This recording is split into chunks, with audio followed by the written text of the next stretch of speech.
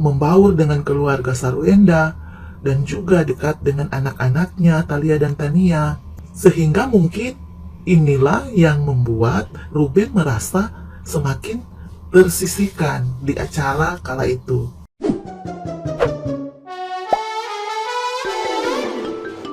Ketegangan emosional Ruben Onsu dan Giorgio Antonio kini dinilai netizen yang budiman murni dipicu oleh rasa cemburu akibat perebutan kasih sayang anak. Seorang netizen yang berbakti dengan akun @mayengglin menyebut Ruben merasa tersaingi dan tersisihkan oleh kehadiran Giorgio yang mencuri perhatian media saat ulang tahun putrinya. Sorotan publik yang biasanya tertuju penuh pada Ruben mendadak berpindah karena Giorgio tampak sangat membaur dengan keluarga besar Sarwenda.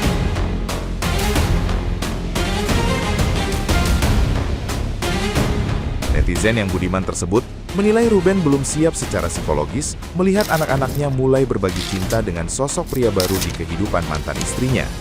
Padahal, keakraban yang terjalin dalam berbagai konten siaran langsung membuktikan bahwa Giorgio mampu memberikan perhatian tulus saat ayah kandung mereka tidak ada. Ruben diingatkan untuk tidak merasa terancam karena ikatan darahnya dengan sang anak tidak akan pernah tergantikan.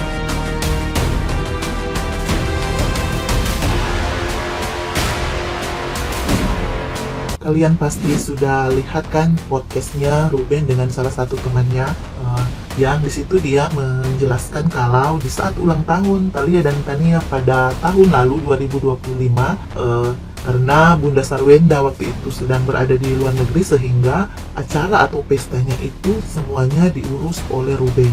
Namun ketika di acara hari hanya muncullah seorang tamu yang ternyata yang dimaksudkannya itu adalah Gio. Bahkan menurut Ruben kehadiran Gio kala itu di ulang tahun Thalia dan Tania itu tidak tahu malu. Karena saat itu menurutnya Sarwenda dan Gio ada hubungan sebagai pasangan dan seharusnya tidak mengganggu acara yang sedang diadakan saat itu. Tetapi ya menurut saya di mana-mana kalau ada ulang tahun dari anak-anak kita dan yang sudah kita lihat kebanyakan para artis-artis, biasanya yang mereka undang adalah teman-teman artis yang ada anak-anaknya, kemudian partner bisnis dan tentunya keluarga terdekat kita. Dan memang pada waktu ulang tahun Thalia dan Tania waktu itu banyak sekali sorotan media ke Gio karena memang waktu itu lagi naik-naiknya sosok Gio karena dia muncul di live-nya Bunda Sarwenda. Dan kemungkinan saat itulah Ruben merasa cemburu ketika kehadiran Gio, dan memang pada waktu itu juga sorotan media banyak ke Gio bukan ke acara atau ke Ruben. Jadi dia yang biasanya kalau di pesta-pesta ulang tahun anak-anaknya banyak sorotan kamera ke dia, kali ini berpindah ke Gio. Ditambah lagi kehadiran Gio kala itu membaur dengan keluarga Sarwenda dan juga dekat dengan anak-anaknya Thalia dan Tania. Sehingga mungkin inilah yang membuat Ruben merasa semakin tersisihkan di acara kala itu. Menurut saya kehadiran Gio memenuhi undangan dari Bunda Sarwenda itu sebenarnya adalah hal yang biasa. Tapi kalau menurut Ruben, kehadiran Gio itu mengganggu acara dari ulang tahun Thalia dan Tania yang menurutnya itu hanyalah acara dari Sarwenda, Ruben dan anak-anaknya, sebenarnya itu bukan alasan yang tepat karena di situ juga pasti banyak undangan-undangan dari rekan-rekan bisnisnya Sarwenda juga. Kalau selama ini Ruben menyampaikan kalau dia tidak pernah cemburu jika Bunda Sarwenda memiliki pasangan baru, mungkin bisa jadi demikian. Tetapi yang saya lihat atau menurut saya yang lebih membuat Ruben cemburu itu kemungkinan terhadap anak-anaknya. Belum siapnya Ruben melihat anak-anaknya berbagi kasih sayang dengan pasangan baru bunda mereka. Apalagi sekarang jika di live atau di konten-konten Bunda Sarwenda memang terlihat Thalia dan Tania begitu akrab dengan Gio. Dan memang Gio juga memberikan perhatian dan kasih sayang untuk kedua anak ini. Sehingga mungkin anak-anak ini semakin dekat dengan Gio karena mereka merasa kalau Gio ini benar-benar sayang dan mengasihi mereka. Seharusnya menurut saya Ruben janganlah merasa tersaingi dengan kehadiran Gio atau ketika melihat anak-anaknya begitu menyayangi dan mengasihi Gio. Karena Gio ini hadir di saat sosok Ruben tidak ada. Jadi dia hanya mengisi kekosongan atau hari-hari di mana ayah mereka tidak ada di dekat mereka. Dan yang pasti Thalia dan Tania tidak akan pernah melupakan ayahnya Ruben karena di belakang nama Thalia dan Tania tetap ada Onsu. Demikian juga di akte lahir dan di ijazah nanti. Nah, gimana nih menurut netizen yang terhormat? Silahkan berkomentar ya.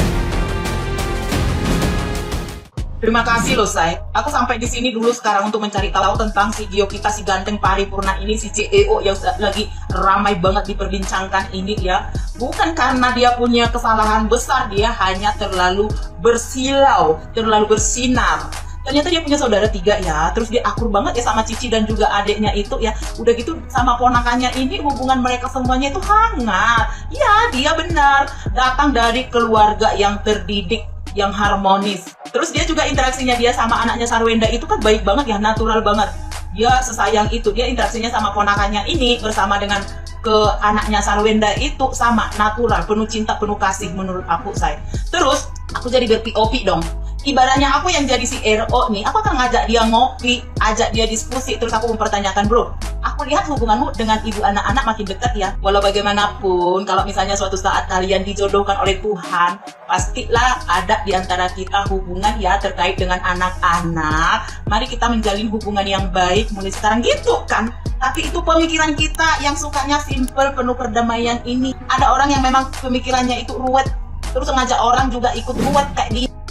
Nggak habis-habis lah masalah si Wende ini ya. Kemarin perkara kata seluruh Indonesia gempar ya kan, kepanasan, kejang-kejang. Padahal di Indonesia ini banyaknya ya kan. Kenapa orang harus berasumsi sama satu manusia ya kan? Kenapa hanya satu orang yang merasa ya kan? Terus tenggelamlah masalah kata ya kan, muncullah kata 200 juta ya kan, sampai banyaklah di Indonesia di kepanasan, terutama kaum wanita. Banyak kaum wanita yang membanding-bandingkan kehidupannya sama si Wenda gara-gara 200 juta ya, sampai rela menyembah-nyembah suaminya kalau dikasih 200 juta. Tak ada harga diri kalian guys dibuat 200 juta itu. Udah tenggelam lah kata-kata 200 juta, muncullah Gunung Kawi.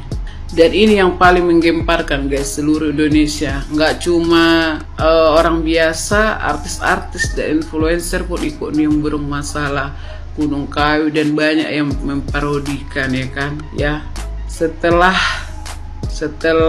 ya Gunung Kawi tenggelam, sekarang apalagi yang kalian permasalahkan, hak asuh anak ya, hak asuh anak. Dan yang paling parahnya guys, asuh anak ini yang paling ribut itu juga wanita juga, seorang ibu yang paling heboh ya.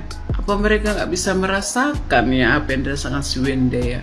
Gimana kalau kalian nanti suatu saat punya anak ya kan, kalian punya anak terus suami kalian pisah sama kalian ya, kalian sayang banget sama anak kalian itu, mati-matian kalian memperjuangkan anak kalian, tiba-tiba diambil sama suami kalian, gimana perasaan kalian?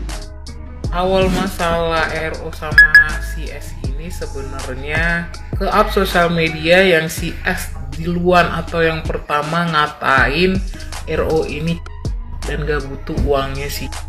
Ya kalau dipikir secara logika ya, kalau sudah yang namanya berpisah, bercerai hidup ya, tidak usah saling nyindir ataupun menyinggung atau gimana. Apapun masalahnya dalam rumah tangga yang sudah retak, udah namanya broken gitu, harusnya ingat ada anak yang akan jadi korban, bukan akan korban, sudah menjadi korban. Tapi si ibu S ini tidak menyadari hal itu, mulutnya yang terlalu tajam, ngomongin ceplos di live, kan itu semua awalnya. Sehingga apa?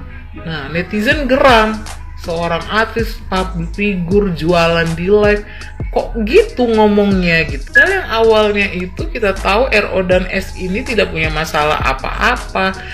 RO ini tidak pernah cemburu ketika pacaran sama si CEO gadungan ini. Tapi faktanya ya karena si S ini diawali kata ini mengakibatkan bertumbuhlah yang namanya spekulasi dari pihak-pihak sana yang tersinggung gitu. Kenapa sudah dinafkahi, sudah diberikan uang, tapi kayak gitu ngomongnya. Akhirnya apa? Kebukalah semua di dalam rumah tangga mereka dulu seperti apa nerakanya.